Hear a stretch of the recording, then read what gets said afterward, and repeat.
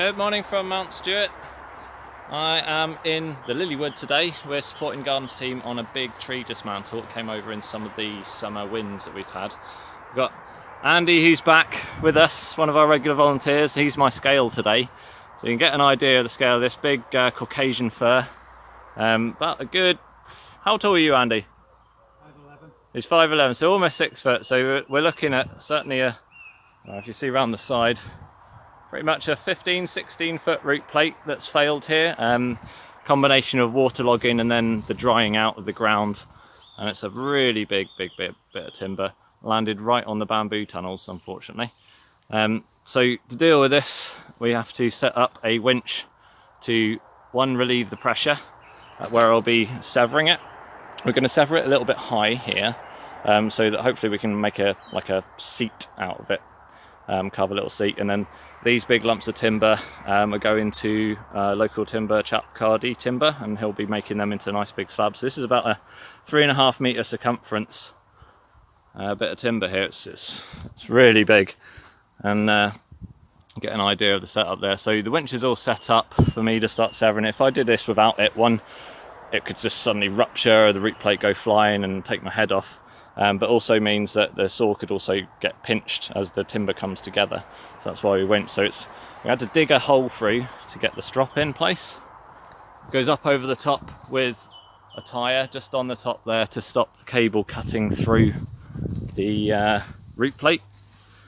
You get an idea of the big root plate there. Look at that. So you can see where the healthy roots have actually plumbed into the clay band here. But there's also been a bit of surface root decay, likely from the waterlogging and the drying out. So water dry has taken its toll. You can see even now it does sit a little damp here. Okay, so I've prepared the cut. I've done most of the cut already, so we're ready to do the final cut, which will then hopefully, most of this root plate will just sit back down. But we then may need to winch it over a little bit further. So we'll see if we can capture that for you guys, and bear with me.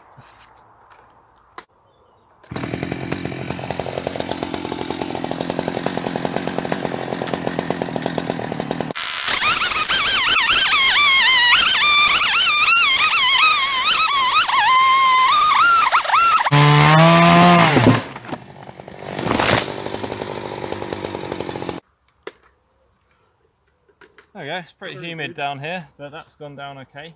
We've got the excavator here just to walk the root plate down a little bit more, and then we can make something nice out of this stump. And then we've got to figure out how to extract this timber from the bottom end of the Lilywood now, which is going to be pretty hard. These are big chunks. Alright, so just finished up for day one, clearing this one up.